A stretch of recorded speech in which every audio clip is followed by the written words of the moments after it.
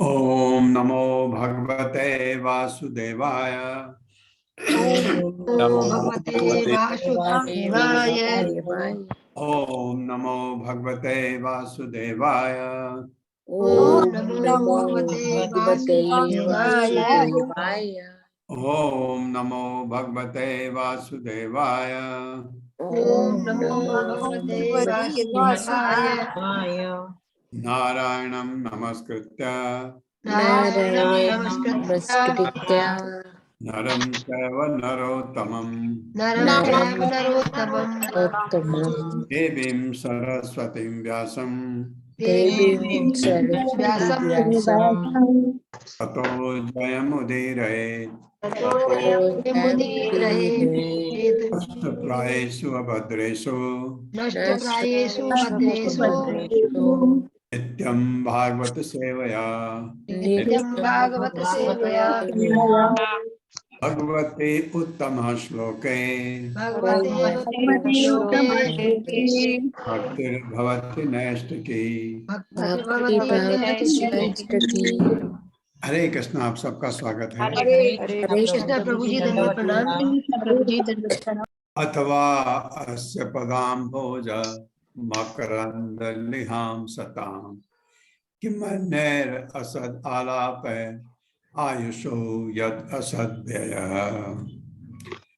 अथवा अस्य पदाम्भोज मकरन्दलिहां सतां किमन्यैर् असद् आलापे आयुषो यद् असद्व्ययः। मेरे साथ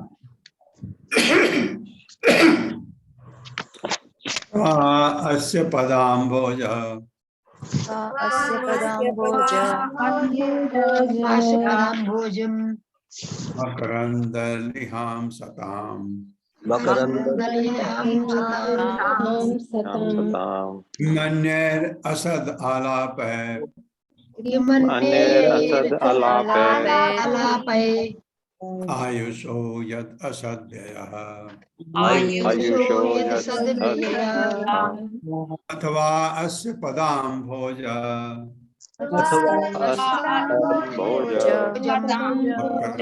मकरन्दलिहां सतां किमन्यैर् असद् आलापे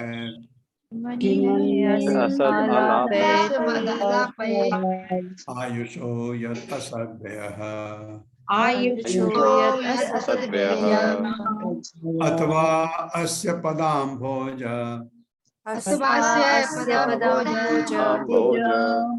मकरन्दलिहां सतां किमन्यैर् असद् आलापे आयुषो यद् असद्व्ययः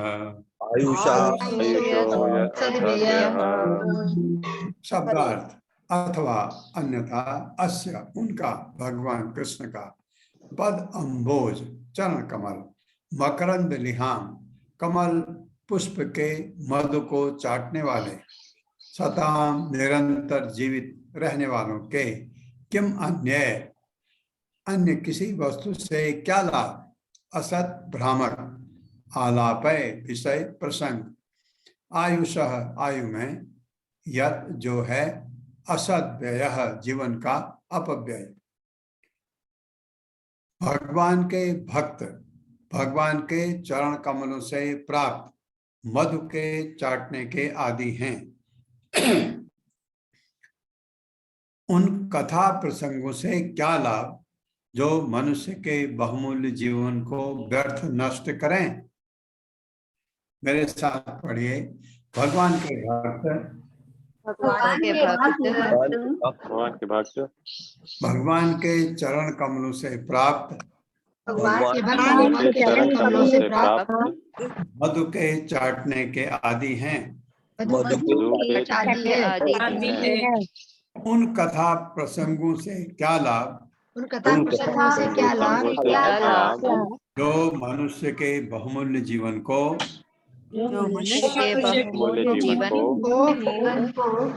व्यर्थ नष्ट करें। कौन है कथा प्रसंग? ग्राम्य कथा जिससे भगवान से कोई संबंध नहीं है, उसको उसमें अपना जीवन व्यर्थ नष्ट करना है। तात्पर्य माता जी। हरे कृष्णा संदीप प्रभु जी। हरे कृष्णा प्रभु जी। हरे कृष्णा सभी को। तात्पर्य श्रीला प्रभुपाद के द्वारा श्रीला प्रभुपाद की जय। भगवान श्री कृष्ण तथा उनके भक्त दोनों ही दिव्य स्तर पर रहते हैं। अतएव भगवान श्री कृष्ण तथा उनके शुद्ध भक्तों की कथाएं समान रूप से उत्तम होती हैं। यद्यपि कुरुक्षेत्र का युद्ध राजनीति तथा कूटनीति से भरा हुआ है, परंतु इसकी कथाएं भगवान श्री कृष्ण से संबंधित हैं। अतएव भगवत गीता सारे विश्व में पूजित है। राजनीति, अर्थशास्त्र या समाज विज्ञान जो संसारियों के लिए भौतिकतामय हो, उन्हें उच्छेदन की कोई आवश्यकता नहीं है। शुद्ध भक्त के लिए जो वास्तव में भगवान से जुड़ा है, ऐसी संसारी वस्तुएं दिव्य होती हैं यदि वे श्री कृष्ण या उनके शुद्ध भक्तों के साथ जुड़ी हों। हम पांडवों के कार्यकलापों के संबंध में कह सुन चुके हैं और अब हम महाराज परीक्षित की कथाओं के विषय में बात कर रहे हैं। किंतु ये सब कथाएं भगवान श्री कृष्ण से संबंधित हैं। अतएव ये सब दिव्य हैं और शुद्ध भक्त इन्हें बड़ी रुचि से सुनते हैं। हम इस बात को भीष्म देव की स्तुतियों के प्रसंग में पहले ही बता चुके हैं। हमारी आयु बहुत लंबी नहीं होती और ऐसा भी कुछ निश्चित नहीं है कि हमें कब अगली मंजिल के लिए हर वस्तु को छोड़ने के लिए आदेश मिल जाए। अतएव यह हमारा परम धर्म है कि हम श्री कृष्ण के अतिरिक्त अन्य किसी विषय में एक क्षण भी व्यर्थ ना बिताएं। कोई भी विषय कितना ही रोचक क्यों ना हो, यदि वह श्री कृष्ण से संबंधित नहीं है तो सुनने योग्य नहीं होता। आध्यात्मिक ग्रह गोलोक वृंदावन, जो भगवान श्री कृष्ण का सनातन धाम है, कमल पुष्प के गुच्छे के आकार का है। जब भगवान किसी एक भौतिक ग्रह में अवतरित होते हैं तब वे अपने निजी धाम को यथारूप में प्रकट करके ही ऐसा करते हैं। इस प्रकार उनके चरण सदैव उसी कमल दल के बड़े गुच्छे पर रहते हैं। उनके चरण कमल पुष्प के समान ही सुंदर हैं। इसलिए ऐसा कहा जाता है कि भगवान श्री कृष्ण के पांव कमल स्वरूप हैं। हरे कृष्ण। हरे कृष्ण। ये बड़ा अच्छा तात्पर्य दिया प्रभुपाद ने कि कोई चीज अगर भगवान से जुड़ी हो, जैसे कुरुक्षेत्र का युद्ध था। कुरुक्षेत्र का युद्ध में कूटनीति थी, राजनीति थी, सब कुछ था। इसलिए उसको पढ़ने में हमारा समय व्यर्थ बर्बाद हो सकता था, लेकिन क्योंकि कुरुक्षेत्र के युद्ध में जो भी कुछ होता है भगवान कृष्ण उससे जुड़े हैं, इसलिए उसके बारे में अगर आप पढ़ते हैं तो वो आपका कृष्ण कथा में आ जाता है। उसमें जैसे आप महाभारत पढ़ते हैं, महाभारत में बहुत सारी चीजें ऐसी हैं जो भगवान कृष्ण से नहीं भी जुड़ी हैं, तो वो उतना पोर्शन हमारे मतलब का नहीं है। देखिए, जैसे हमने 18 दिन की भगवत गीता शुरू करी थी, उसमें हमने महाभारत पर ज्यादा जोर नहीं दिया, क्योंकि ये जो भगवत गीता है ये और अर्जुन, भगवान और अर्जुन के बीच का संवाद, ये एकदम दिव्य है, पूरा का पूरा। इसलिए महाभारत पर ज्यादा जोर नहीं दिया है, जबकि कथा है, लोग सुनना चाहते हैं कि क्यों ऐसा हुआ, कि पांडु कौन था, शांतनु कौन था, सत्यवती कौन थी, ऐसा क्या हुआ, ये कैसे हुआ, ये कैसे हुआ, ये सुनना चाहते हैं। क्यों सुनना चाहते हैं? क्योंकि भगवान कृष्ण से वो कथा जुड़ी हुई है। अगर भगवान कृष्ण बीच में नहीं होते तो वो कथा एक भौतिक कथा हो जाती, ग्राम्य कथा। और इससे बड़ी बात क्या है, भगवान से जो कथा जुड़ी है उसको सुनने में हमारा ये समय बर्बाद नहीं होता, बल्कि समय का सदुपयोग होता है। दूसरी बात, भगवान के जो शुद्ध भक्त हैं उनके बारे में भी ये तो हो गया। अब आप जब परंपरा में आते हैं, किसी भी आचार्य के बारे में आपको कुछ चीज मिलती है, पढ़ें, आपको बहुत अच्छा लगेगा, वो दिव्य है, क्योंकि वो भगवान के प्रतिनिधि हैं, भगवान के भक्त हैं, रहे हैं। अगर आपको भक्ति सिद्धांत सरस्वती ठाकुर के बारे में कुछ पढ़ने को मिले, अवश्य पढ़िए, क्योंकि वो भगवान के परम भक्त थे और प्रभुपाद के आचार्य थे, प्रभुपाद के गुरु थे। और उनके पिताजी ने, जो हमारे गुरु परंपरा में प्रभुपाद हैं, प्रभुपाद के गुरु भक्त सिद्धांत सरस्वती ठाकुर हैं, उनके गुरु गौर किशोर दास बाबाजी महाराज हैं, उनके गुरु भक्त विनोद ठाकुर हैं, जो भक्त सिद्धांत सरस्वती ठाकुर के पिताजी हैं। वो अपने पिताजी से दीक्षा लेने के लिए गए, पिताजी ने कहा नहीं, उनसे लो, उनसे दीक्षा लेने के लिए गौर किशोर दास बाबाजी महाराज से दीक्षा लेने के लिए कहा। उन्होंने उनसे दीक्षा ली। तो ये गुरु परंपरा में आप उनके बारे में, किसी के बारे में भी आपको सुनने को मिले, या भगवान चैतन्य महाप्रभु के परम शिष्य रूप गोस्वामी, सनातन गोस्वामी, रघुनाथ दास गोस्वामी, रघुनाथ भट्ट गोस्वामी, जीव गोस्वामी, गोपाल भट्ट गोस्वामी, इनके बारे में आपको सुनने को मिले, कुछ आपको लिखा हुआ मिले, पढ़े। और लिखा हुआ इस चीज का ध्यान रखिए कि वो किसी उपन्यासकार ने नहीं लिखा हो, वो किसी भक्त ने लिखा हो या प्रभुपाद ने लिखा हो, उसमें फिर प्रमाण नहीं चाहिए। क्योंकि कुछ चीजें कुछ लोग लिख सकते हैं बाहर से और अपने विचार डाल देते हैं लिखने में, वो नहीं चाहिए हमको। हमको ऐसा चाहिए जो भक्ति के रूप में लिखा हो। तो इस चीज का ध्यान रखें। वो भी आपका दिव्य साहित्य है, उसमें भी आपका जो है समय का सदुपयोग होता है। अगर आप भगवान के भक्त के बारे में पढ़ते हैं या भगवान के बारे में पढ़ते हैं और जिससे भगवान जुड़े हुए हों, तो उसमें समय का सदुपयोग होता है, अथवा समय का दुरुपयोग होता है।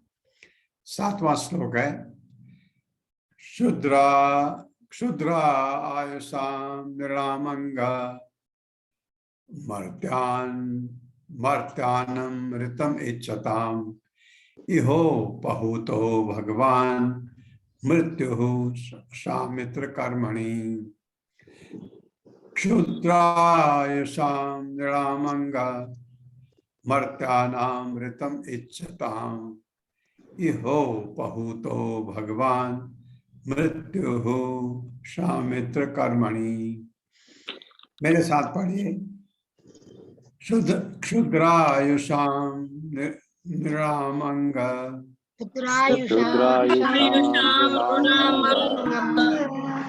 मर्त्यानां ऋतम् इच्छताम्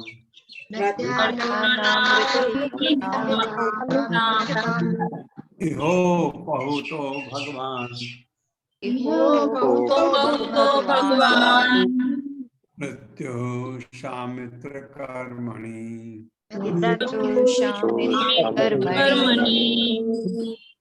क्षुद्रायुषां निरामंगा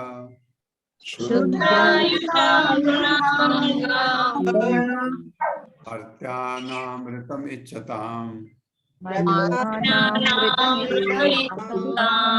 इहो पहुतो भगवान मृत्युः सामित्र कर्मणि।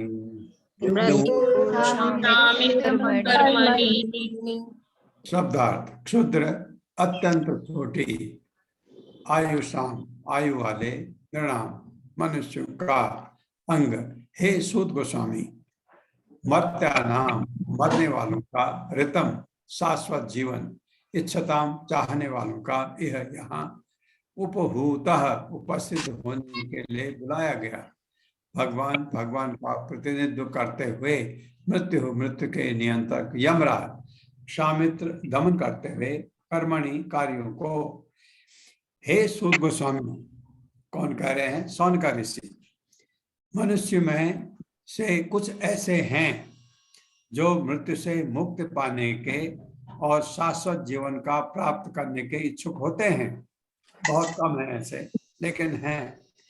वे मृत्यु के नियंत्रक यमराज को भुलाकर वध किए जाने की क्रिया से बच जाते हैं। ऐसे भगवान के भक्त। मेरे साथ पढ़िए, हे सूत गोस्वामी, मनुष्यों में से कुछ ऐसे हैं जो मृत्यु से मुक्ति पाने के और शाश्वत जीवन प्राप्त करने के इच्छुक होते हैं।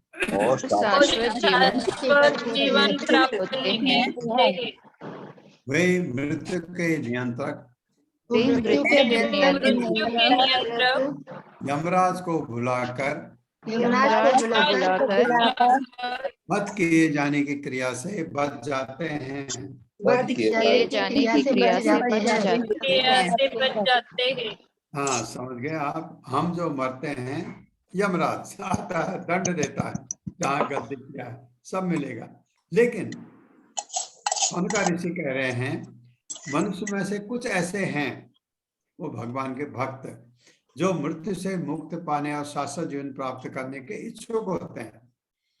तो क्या करते हैं वो? भौतिक चीजों से अलगाव, भगवान से अपना लगाव, ऐसा करके वो भगवत धाम चले जाते हैं, सीधे यमराज के कंट्रोल से बाहर हो जाते हैं। और अगर आप भक्त हैं, आपके गले में कंठमाला है और आपके तिलक लगा हुआ है, कब होता है ऐसा? जब आप दीक्षा ले लेते हैं। अगर ऐसा है, अचानक कहीं मृत्यु हो गई, कोई एक्सीडेंट हो गया, तो कहा जाता है कि यमदूत आपको छूते नहीं, क्योंकि आपके गले में कंठमाला है और आपके शरीर में तिलक लगा हुआ है 12 जगहों पर। तो यम के दूत आपको छूते नहीं। क्यों? उनको पता है इनको लेने के लिए विष्णु दूत आएंगे। ऐसा तात्पर्य। हरे कृष्णा रश्मि माता जी। हरे कृष्णा प्रभु जी। पढ़िए माता जी। प्रपात की जय। प्रपात जी द्वारा तात्पर्य, जैसे जैसे जीव निरंतर पशु जीवन से उच्चतर मनुष्य जीवन में विकसित होकर धीरे धीरे उच्चतर बुद्धि प्राप्त करता है, त्यों तो वो मृत्यु के पाश से मुक्त होने के लिए उत्सुक रहता है। आधुनिक विज्ञानी शरीर संबंधी रासायनिक ज्ञान की प्रगति द्वारा मृत्यु से बचना चाहते हैं, लेकिन दुर्भाग्यवश मृत्यु के नियंत्रक यमराज इतने क्रूर है कि वे खुद ही उस विज्ञानी तक को नहीं छोड़ते। जो विज्ञानी वैज्ञानिक ज्ञान की प्रगति से मृत्यु रोकने का सिद्धांत प्रस्तुत करता है, वो खुद यमराज के बुलाने पर मृत्यु का शिकार बन जाता है। मृत्यु रोकने की बात को कोसों दूर रही, कोई जीवन की लघु अवधि को भी क्षण के एक अंश भर भी नहीं बढ़ा सकता। यदि यमराज की क्रूर वध क्रिया रोकने की कोई आशा है, तो यही है कि उन्हें बुलाकर भगवान के पवित्र नाम का श्रवण तथा कीर्तन कराया जाए। यमराज भगवान के परम भक्त हैं और उन्हें उन शुद्ध भक्तों द्वारा कीर्तनों तथा यज्ञों में आमंत्रित किया जाना अच्छा लगता है, जो भगवान की भक्ति में निरंतर लगे रहते हैं। इस तरह शौनक आदि ऋषियों, प्रभु जी ऊपर कर दें, शौनक आदि ऋषियों ने नैमिष चारण में संपन्न हो रहे यज्ञ में यमराज को सम्मिलित होने के लिए आमंत्रित किया। ये उन लोगों के लिए अच्छा हुआ जो मरना नहीं चाहते थे। हरे कृष्ण प्रभु जी। धन्यवाद। हरे कृष्ण माता जी। हरे कृष्ण। तो इसमें वो कह रहे हैं कि जो वैज्ञानिक कोशिश कर रहे हैं आयु बढ़ाने के लिए, और वो यमराज से खुद नहीं बच पाते। लेकिन इसमें एक चीज है, एक चीज मैं आपको बताना चाहता हूँ। किसी की आयु एक क्षण भी कोई नहीं बढ़ा सकता भगवान की मर्जी के बगैर।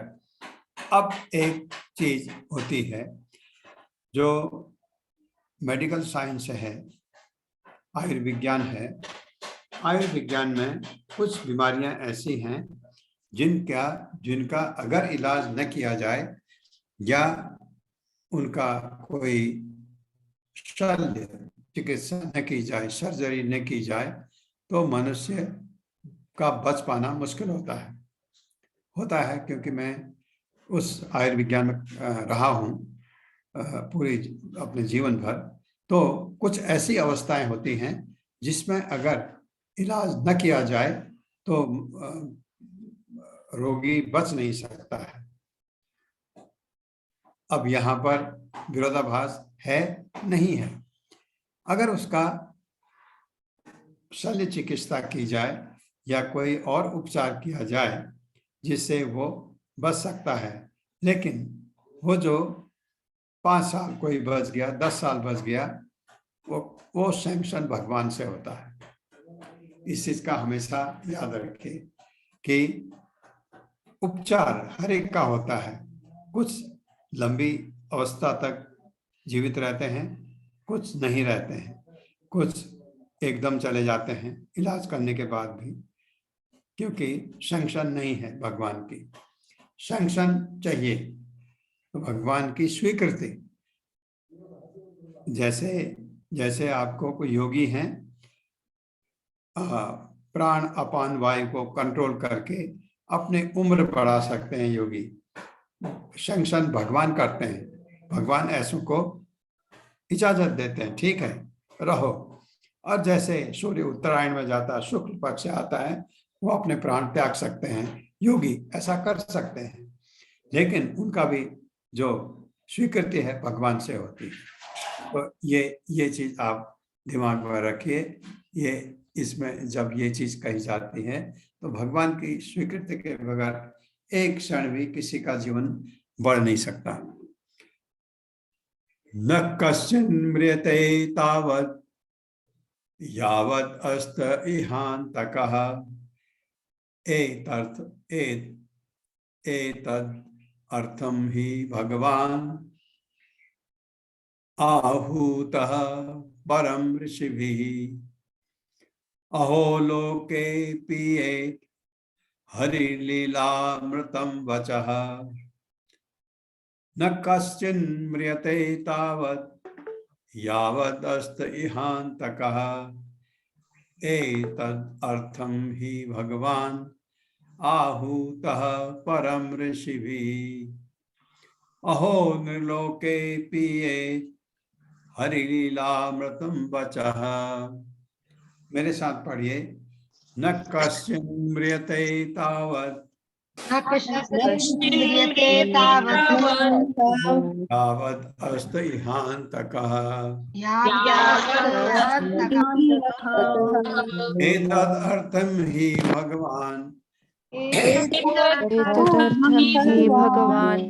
आहूतः परम ऋषिभिः अहो निर्लोके पीयेत् हरिलीलामृतं वचः न कश्चिन् म्रियते तावत् यावत् अस्त इहान्तकः एतद् अर्थं हि भगवान्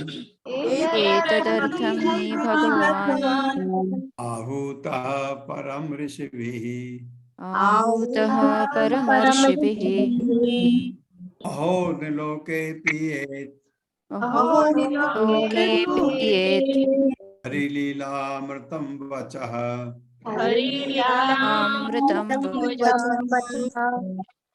शब्दार्थ। न नहीं, कश्चित कोई, म्रियते मरेगा, तावत तब तक, यावत जब तक, आस्ते उपस्थित है, ये यहाँ अंत कह जीवन का अंत करने वाले, एतद यह अर्थम कारण ही निश्चय ही भगवान, भगवान के प्रतिनिधि, आहूतः आमंत्रित, परम ऋषि भी बड़े बड़े ऋषियों द्वारा, ओह ओ निर्लोके मानव समाज में पिए पीने दो हरि लीला, भगवान की दिव्य लीलाएं, अमृतम अमृत वचः कथाएं। जब तक सबों की मृत्यु के कारण यमराज यहाँ पर उपस्थित हैं, तब तक किसी की मृत्यु नहीं होगी। ऋषियों ने मृत्यु के नियंत्रक यमराज को आमंत्रित किया है। जो भगवान के प्रतिनिधि हैं, उनकी पकड़ में आने वाले सारे जीवों को भगवान की दिव्य लीलाओं की इस वार्ता के रूप में मृत्यु रहित अमृत का श्रवण करने का लाभ उठाना चाहिए। बड़ा अच्छा लिखा है, मेरे साथ पढ़िए। जब तक सबों की मृत्यु के कारण यमराज यहाँ पर उपस्थित हैं, यमराज यहाँ पर उपस्थित है, तब तक किसी की मृत्यु नहीं होगी, तब तक किसी की मृत्यु नहीं होगी। ऋषियों ने नियंत्रक यमराज को आमंत्रित किया है। के नियंत्रक यमराज को आमंत्रित किया है। जो भगवान के प्रतिनिधि हैं, जो जो भगवान भगवान के प्रतिनिधि प्रतिनिधि है, उनकी पकड़ में आने वाले उनकी पकड़ में आने वाले सारे जीवों को सारे जीवों को भगवान की दिव्य लीलाओं की भगवान की दिव्य लीलाओं की इस वार्ता के रूप में इस वार्ता के रूप में मृत्यु रहित अमृत का मृत्यु रहित अमृत का श्रवण करने का लाभ उठाना श्रवण चाहिए। करने का लाभ लाभ उठाना चाहिए। चाहिए। हाँ, ये बहुत अच्छा बोल रहे हैं सोनका ऋषि, क्योंकि उन्होंने यमराज को आमंत्रित किया है। यमराज आप याद रखिए महाजन में आते हैं, 12 महाजनों में भगवान के परम भक्त हैं। तो यमराज अगर यहाँ हैं तो यमराज तो कहीं जा नहीं सकते, तो ऐसा कह रहे हैं इसका मृत्यु रहित अमृत का श्रवण करने का लाभ उठाना चाहिए। तात्पर्य माता जी। हरे कृष्ण। सुमन अग्रवाल माता जी। हरे कृष्णा प्रभु जी, हरे कृष्णा माता जी सभी को। तात्पर्य श्रील प्रभुपाद जी की जय। श्रील प्रभुपाद जी के द्वारा प्रत्येक मनुष्य चाहता है कि उसकी मृत्यु ना हो, किंतु वह यह नहीं जानता कि मृत्यु से छुटकारा कैसे पाया जाए। मृत्यु से बचने की रामबाण औषधि है भगवान की उन अमृत तुल्य लीलाओं का श्रवण करने के लिए अपने को अभ्यस्त करना, जो कर्मबद्ध रूप में श्रीमद् भागवत में कही गई है। अतः यहाँ पर सलाह दी गई है कि कोई भी मनुष्य जो मृत्यु से मुक्ति पाने का अभिलाषी है, उसे सौनक आदि ऋषियों द्वारा संस्कृत जीवन शैली अपनानी चाहिए। हरे कृष्ण प्रभु जी। ये पता है। मंदस्य मंद प्रज्ञस्य वयो मंदायुषश्च वः निर्दया ह्रियते नक्तं दिवा च व्यर्थ कर्मभिः। मंदस्य मंद प्रज्ञस्य वयो मंदायुषश्च वः निद्रया ह्रियते नक्तं दिवा च व्यर्थ कर्मभिः। मेरे साथ पढ़िए। मंदस्य मंद प्रज्ञस्य मंदप्रज्ञस्य वयो मंदायुषश्च वः निद्रया ह्रियते नक्तं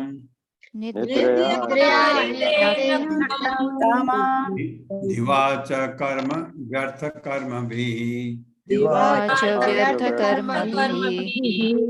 मंदस्य मंद प्रज्ञस्य मंदस्य मंद प्रज्ञस्य वयो मंदायुषश्च वः निद्रया ह्रियते नक्तं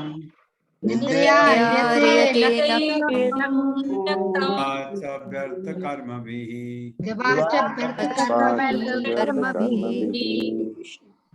मंदस्य आलसी का, मंद अल्प, प्रज्ञस्य बुद्धि का, वयः आयु मंद लघु, आयुषः आयु का, च तथा वह ठीक ठीक, निद्रया सोने में, ह्रियते बीत जाती है, नक्तम रात्रि, दिवा दिन, च भी व्यर्थ बेकार, कर्म भी कार्यों में। अल्प बुद्धि तथा कम आयु वाले आलसी मनुष्य रात को सोने में तथा दिन में व्यर्थ के कार्यों में बिता देते हैं। मेरे साथ पढ़िए आवाज। अल्प बुद्धि वाले तथा कम आयु वाले आलसी मनुष्य रात को सोने में तथा दिन को व्यर्थ के कार्यों में बिता देते हैं।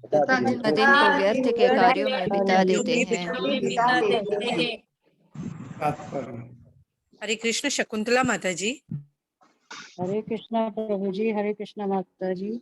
श्रील प्रभुपाद की जय। श्रील प्रभुपाद द्वारा तात्पर्य अल्पज्ञ लोग मनुष्य जीवन के वास्तविक महत्व को नहीं जानते। भौतिक प्रकृति के द्वारा जीव पर दुखदायी कठोर नियम लागू करने की प्रक्रिया के दौरान जीव को मनुष्य जीवन प्रदान करना प्रकृति का एक विशेष उपहार है। यह जीवन के सर्वोच्च वरदान को प्राप्त करने अर्थात बारंबार होने वाले जन्म तथा मृत्यु के बंधन से निकलने के लिए अच्छा अवसर होता है। बुद्धिमान लोग बंधन से निकलने के लिए कठिन प्रयत्न द्वारा इस महत्वपूर्ण उपहार की रक्षा करते हैं, लेकिन अल्पज्ञ लोग आलसी होते हैं और इस उपहार स्वरूप मानव शरीर को भवबंधन से मोक्ष पाने के लिए प्रयोग करने में असमर्थ रहते हैं। वे तो तथाकथित आर्थिक विकास में अधिक रुचि दिखाते हैं और क्षणिक शरीर के इंद्रिय भोग हेतु ही जीवन भर कठिन श्रम करते रहते हैं। प्रकृति ने इंद्रिय भोग की अनुमति तो पशुओं को भी दे रखी है और इस तरह मनुष्य को भी अपने पूर्व जन्म या इस जन्म के अनुसार कुछ न कुछ इंद्रिय भोग तो दिया है ही गया है, लेकिन मनुष्य को इतना अवश्य समझना चाहिए कि इंद्रिय भोग इस मनुष्य जीवन का चरम लक्ष्य नहीं है। यहाँ कहा गया है कि दिन में मनुष्य व्यर्थ ही कार्य करता है क्योंकि एकमात्र लक्ष्य इंद्रिय भोग रहता है। हम विशेष करके बड़े बड़े शहरों में तथा औद्योगिक नगरों में देख सकते हैं कि किस तरह मनुष्य व्यर्थ के कार्यों में लगा रहता है। मानवीय शक्ति से तरह तरह की वस्तुएं निर्मित की जाती हैं, किंतु वे सब इंद्रिय भोग के लिए ही होती हैं, भवबंधन से छूटने के लिए नहीं। दिन भर कठिन श्रम करने के बाद थकाहारा मनुष्य रात में या तो सो जाता है या संभोग करता है। अल्पज्ञों के लिए भौतिकवादी सभ्य जीवन का यही कार्यक्रम होता है। अतएव यहाँ पर उन्हें आलसी, अभागे तथा अल्पायु वाले कहे गए हैं। धन्यवाद हरे प्रभु कृष्ण जी। माता जी। धन्यवाद माता जी। हरे कृष्णा। बिल्कुल ऐसे जो अपना समय इंद्रिय भोग के कार्य जैसे हम कार्य करते हैं, पैसा कमाओ, उसका सुख भोगो, ये खरीदो, ऐसे ठाट, ऐसे वाले गद्दे खरीदो, ऐसे वाली कुर्सियां खरीदो, ऐसी वाली कार खरीदो, ऐसा वाला घर बनाओ, इसमें लगे रहते हैं। ये सब इंद्रिय भोग की, ये इनको यहाँ आलसी कहा गया। क्यों आलसी क्यों है? काम आलसी तो उसे कहते हैं जो कामचोर है। बिल्कुल, किस में कामचोर है? अपने लिए इतने जो आप चीजें इकट्ठा करते हैं। आप तो यहाँ रहने वाले हैं नहीं, आपके जन्म तो क्षणिक है। आप तो ये शरीर को त्याग के जाना पड़ता है, ये सत्य है। आपने देखा है हमारे पूर्वज कितने थे, आपने देखा, अपने दादा दादी और सारे जो अब नहीं रहे उनको देखा है। वो गए, उनके माँ बाप भी गए, उनके माँ बाप भी गए, उनके माँ बाप भी गए, कोई नहीं बचने वाला है। और इस जन्म जो मिला है मनुष्य जीवन, इसका अगर सदुपयोग नहीं हुआ तो हम आलसी हैं और क्या हैं? अभागे हैं। इतना अच्छा भाग्य हम अपना बना सकते थे, नहीं बनाया, इंद्रिय भोग में लगे रहे। और दूसरे कुछ लोग ऐसे हैं जिन्होंने इंद्रिय भोग को किनारे किया, भगवान भक्ति पर लग गए और अपना समय का सदुपयोग किया, और दूसरे जन्म में उनका जन्म होगा ही नहीं। यहाँ भौतिक जगत में जन्म मृत्यु जरा व्याधि से उनकी मुक्ति हो सकती है, क्योंकि वो भगवत मार्ग पर हैं, भगवत धाम जा सकते हैं। और हम इसी जन्म मृत्यु जरा व्याधि में आज मनुष्य हैं, कल कीड़े मकोड़े हैं, उसके बाद पशु पक्षी हैं, उसके बाद रेप्टाइल्स हैं, ये सांप की तरह जो ये रेप्टाइल्स, सर्पी कहते हैं जिनको, वो हो सकते हैं, कुछ भी हो सकते हैं। और अधम काम किए नरक भी जा सकते हैं, क्योंकि कहीं जब आप सकाम कर्म करते हैं तो आपसे गलतियां होती हैं। क्यों? क्योंकि आप बहुत स्वार्थी हो जाते हैं, आप अपना ही भला चाहते हैं। तो इसलिए हम अभागे हो गए तथा अल्पायु, क्योंकि हमारी जो आयु है ये तो अल्पायु है। कोई 50 साल जिया, कोई 60 जिया, कोई 20 में ही मर जाता है, कोई 80 भी जिया, मरेगा अवश्य। और उसकी आयु बहुत लंबी, क्योंकि आयु क्या है, उसको तो मरेगा ही नहीं। जो भगवत धाम चला गया उसमें उसका तो जन्म मृत्यु जरा व्याधि अब है ही नहीं, हमेशा यौवन, कोई बीमारी नहीं और कोई प्रलय नहीं। यहाँ तो प्रलय भी होता है। अगर आपने कहा नहीं हम तो उच्च लोक में चले जाएंगे, ऋषि बन के ऊपर जीवन का आनंद लेंगे, भगवत भक्ति भी करेंगे नहीं। प्रलय के समय आपको फिर आप लीन हो जाएंगे गर्भोदक्षाई विष्णु में, और अगर महाप्रलय हुआ तो महाविष्णु में, कार्मोदक्षाई विष्णु में। और अगर आप भगवत धाम गए, प्रलय का वहां सवाल ही नहीं, प्रलय वहां होता ही नहीं है। तो ये चीज समझ हमको आ जाए तो हम समय का सदुपयोग कर सकते हैं। सूता वाचा, अब सूत गोस्वामी बोल रहे हैं। यदा परीक्षित कुरुजांगले अवसत कलिम प्रविष्टम निज चक्रवर्तिते निशम्य वार्ता अनति प्रियाम ततः शरासनम संयुक्त सौंडिर आददे। सूता वाचा यदा परीक्षित कुरुजांगले अवसत कलिम प्रविष्टम निज चक्रवर्तिते निशम्य वार्ताम अनति प्रियाम ततः शरासनम संयुक्त सौंडिर आददे। मेरे साथ पढ़िए। सूता उवाचा उवाच यदा परीक्षित कुरुजांगले अवसत परीक्षितजांगले वसत् कलिम प्रविष्टम निज चक्रवर्तिते किं प्रविश्चिं निज चक्रवर्तिते निशम्य वार्ताम अनति प्रियाम ततः वार्ताम् अनतिप्रियां शरासनम संयुक्त सौंडिराददे। शरासनं संयुक्षौण्डिराददे। सूता वाचा यदा परीक्षित कुरुजांगले अवसत यदा परीक्षितजांगले वसत् कलिम प्रविष्टम निचक्रवर्तिते निश्चिं निज चक्रवर्तिते सम्य वार्ताम अनति प्रियाम ततः वार्ताम् अनतिप्रियां रासनम संयुक्त सौंडिराददे। शरासनं संयुक्षौण्डिराददे। शब्दार्थ।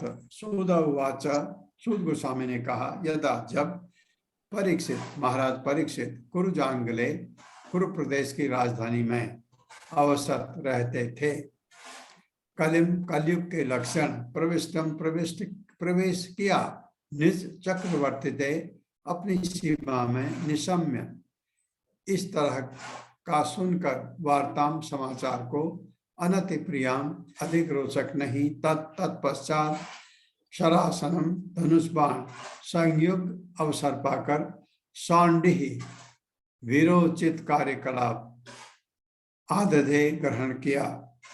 सूत गोस्वामी ने कहा, जब महाराज परीक्षित कुरु साम्राज्य की राजधानी में रह रहे थे तो अपने राज्य की सीमा के भीतर कलयुग के लक्षणों को प्रवेश होते देखा।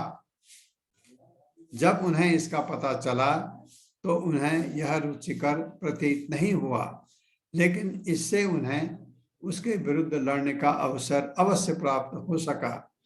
अतएव उन्होंने अपना धनुष बाण उठाया और सैनिक कार्रवाई के लिए सन्नद्ध हो गए। मेरे साथ पढ़िए। सूत गोस्वामी ने कहा, जब महाराज परीक्षित कुरु साम्राज्य की राजधानी में रह रहे थे, यानी हस्तिनापुर में, तो अपने राज्य की सीमा के भीतर कलयुग के लक्षणों को प्रवेश होते देखा।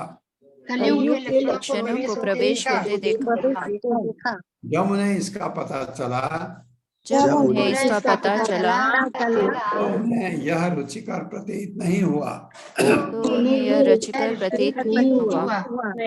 लेकिन इससे उन्हें उसके विरुद्ध लड़ने का अवसर प्राप्त हो सका। उसके विरुद्ध लड़ने का अवसर प्राप्त हो सका। अतएव उन्होंने अपना अतएव उन्होंने अपना धनुष बाण उठाया उठाया और सैनिक कार्रवाई के लिए सन्नद्ध हो गए। और सैनिक कार्रवाई के लिए तैयार हो गए, मतलब है तात्पर्य। हरे कृष्णा अत्री मोदक माता जी। हरे कृष्णा। तात्पर्य श्रील प्रभुपाद की जय। श्रील प्रभुपाद के द्वारा महाराज परीक्षित का राज्य प्रशासन इतना चुस्त था कि वे अपनी राजधानी में शांति पूर्वक रह रहे थे, लेकिन उन्हें समाचार मिल गया कि कलियुग के लक्षण उनकी राज्य सीमा में प्रवेश पा चुके हैं और उन्हें ये समाचार अच्छा नहीं लगा। कलियुग के लक्षण क्या है, ये किस प्रकार है? स्त्रियों के साथ अवैध संबंध, मांस भक्षण की लत, मादक द्रव्य सेवन, नशा तथा दूध कीड़ा में रुचि। कलियुग का शाब्दिक अर्थ कलह का युग है और मानव समाज में उपयुक्त तो चारों लक्षण सभी प्रकार के कलह के मुख्य कारण होते हैं। महाराज परीक्षित ने सुना कि उनके राज्य के कुछ मनुष्यों पूर्व में ही उन लक्षणों के ग्रास हो चुके हैं, अतएव वे चाह रहे थे कि अशांति के ऐसे कारणों के विरुद्ध अविलंब कदम उठाए जाए। इसका अर्थ ये हुआ कि कम से कम महाराज परीक्षित के राज्य काल तक जनजीवन में ऐसे लक्षण व्यवहारिक रूप से अज्ञात थे और ज्यों ही उनका थोड़ा पता चला त्यों ही वे उन्हें समूल नष्ट कर देना चाहते थे। ये समाचार उन्हें रुचिकर नहीं लगा, लेकिन एक दृष्टि से महाराज परीक्षित को युद्ध करने का ये अवसर मिल रहा था। यद्यपि छोटे छोटे राज्यों से लड़ने की आवश्यकता न थी, क्योंकि वे सभी शांतिपूर्वक उनके अधीन थे, लेकिन कलियुग के दुष्टों ने उन्हें अवसर प्रदान किया कि वे अपनी शूरता का प्रदर्शन कर सके। सच्चा क्षत्रिय युद्ध का अवसर पाते ही प्रफुल्लित होता है। जिस प्रकार खेल के मैच का अवसर उपस्थित होने पर खिलाड़ी उत्सुक हो उठता है, यह कोई तर्क नहीं है कि कलियुग में ऐसे लक्षण पूर्व निर्धारित होते हैं। यदि ऐसा होता तो फिर ऐसे लक्षणों के विरुद्ध चढ़ाई करने की क्या आवश्यकता थी? ऐसे तर्क आलसी तथा अभागे मनुष्यों ही देते हैं। वर्षा ऋतु में वर्षा अवश्यंभावी है, फिर भी मनुष्य अपनी सुरक्षा के लिए सावधानी बरतते हैं। इसी प्रकार कलियुग में सामाजिक जीवन में उपयुक्त लक्षणों का प्रविष्ट होना अवश्यंभावी है, लेकिन ये राज्यों का कर्तव्य है कि नागरिकों को कलियुग के प्रतिनिधियों के संपर्क से बचाए। महाराज परीक्षित कली के लक्षणों में शामिल होने वाले दुष्टों को दंडित करना चाह रहे थे और इस प्रकार धर्मात्मा एवं निर्दोष नागरिकों को बचाना चाहते थे। राजा का धर्म है कि वो ऐसे सुरक्षा प्रदान करे और ये ठीक ही था कि महाराज परीक्षित लड़ने हेतु तैयार हो गए। हरे कृष्ण। हरे कृष्ण माता। जो लोग कलयुग के प्रभाव का प्रचार ऐसे चीजें कर रहे थे, गलत चीजें, 4 चीजें बताई गई जो हम कृष्ण भावनामृत में प्रभुपाद ने कहा है, ये 4 चीजों का परित्याग, इसको 4 रेगुलेटिव प्रिंसिपल हम कहते हैं कि पराई स्त्री से संबंध, शारीरिक संबंध न रखना, पहला। दूसरा, मदिरा पान न करना। तीसरा,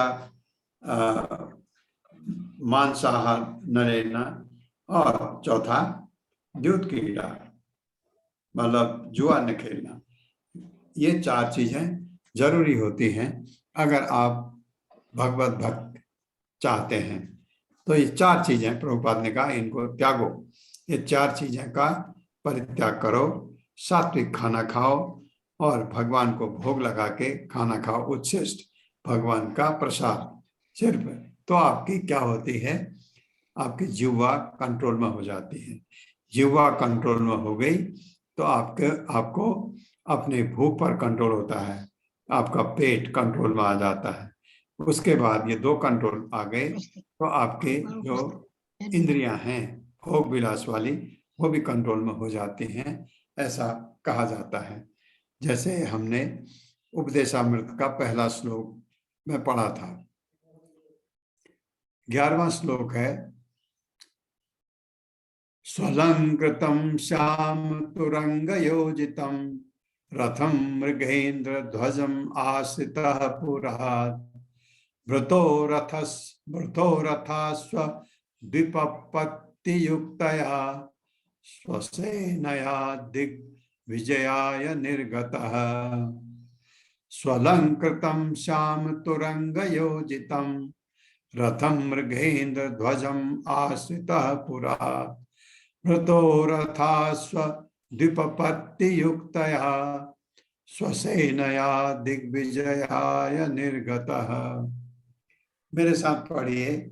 स्वलंकृतं श्याम तुरंग योजितं स्वलंकृतं श्याम तुरंगयोजितं रथं मृगेन्द्र ध्वजम् आश्रितः पुरः आश्रितः वृतो रथास्व द्विपपत्तियुक्तया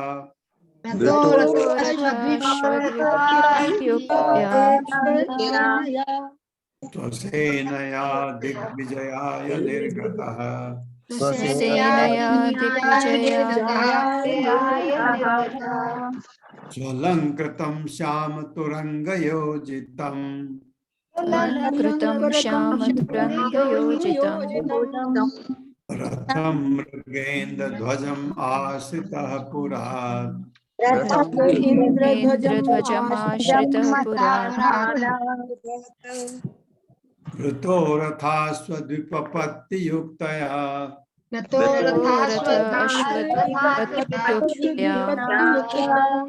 स्वसेनया दिग्विजयाय निर्गतः।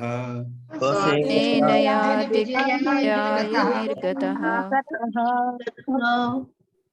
शब्दार्थ सुअलंकृताम अच्छी तरह से सजकर श्याम काले तुरंग घोड़े योजितम जोते हुए रथम रथ को मृग इंद्र सिंह ध्वजम ध्वजा लगी आश्रितः संरक्षण में पुरात राजधानी से वृत्तः घिरा हुआ रथ सारथी अश्व अश्वारोही दल द्विपपत्ति हाथी युक्तया इस तरह सुसज्जित स्वसेनया पैदल सेना के साथ दिग्विजयाय जीतने के लिए निर्गतः बाहर गया। महाराज परीक्षित काले घोड़ों द्वारा खींचे जाने वाले रथ पर सवार हो गए। उनकी ध्वजा पर सिंह का चिन्ह अंकित था।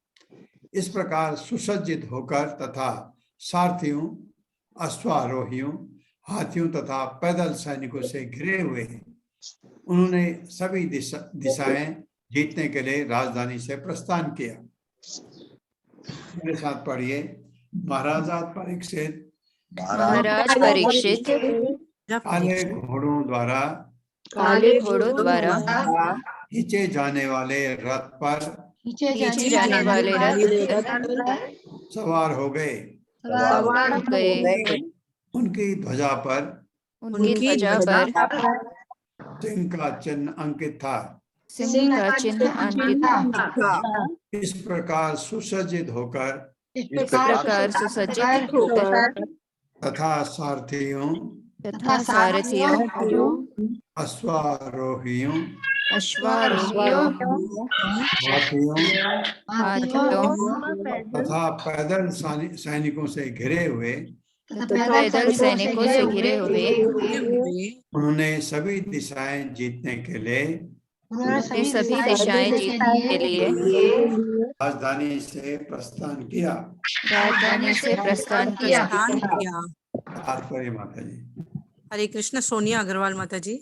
हरे कृष्ण माता जी। श्रील प्रभुपाद जी की जय। तात्पर्य श्रील प्रभुपाद जी द्वारा महाराज परीक्षित अपने पितामह अर्जुन से इस बात में भिन्न थे कि उनके रथ को खींचने वाले घोड़े श्वेत रंग के न होकर काले रंग के थे। उनकी ध्वजा का चिन्ह सिंह था, जबकि उनके पितामह की ध्वजा पर हनुमान जी चिन्हित थे। महाराज परीक्षित का राजसी जुलूस, जिसमें सुसज्जित रथ, घोड़े, हाथी, पैदल सिपाही तथा बैंड थे, नेत्रों को अत्यंत सुहावना लगने वाला था, लेकिन साथ ही ऐसी सभ्यता का प्रतीक है जो लड़ाई के मैदान में भी सौंदर्य परक था। हरे कृष्ण प्रभु जी। हरे कृष्णा माता जी, हरे कृष्णा। ये प्रभुपाद देख रहे हैं, दो चीजें। अर्जुन के घोड़े सफेद थे, श्वेत है, ये आपने पढ़ा है, और उनके ध्वजा में हनुमान का चिन्ह था। यहाँ इनके ध्वजा में सिंह का चिन्ह है और इनके घोड़े काले हैं, ये प्रभुपाद कह रहे हैं। मैंने भी पढ़ते हुए नोट किया था ऐसा, ये बात जरूरी है। और ये महाराज परीक्षित जैसा राजसी जुलूस, जिसमें सुसज्जित रथ, घोड़े, हाथी, पैदल सिपाही तथा बैंड थे, नेत्रों को अत्यंत सुहावना लगने वाला था, लेकिन साथ ही ऐसी सभ्यता का प्रतीक है ये जो लड़ाई के मैदान में भी सौंदर्य परक था। अब ये निकल पड़े हैं परीक्षित महाराज, कैसे उन्होंने कली का कैसे सामना किया, ये हम पढ़ेंगे अगली बार। या देखते हैं, हाँ अगली बार कल पढ़ेंगे।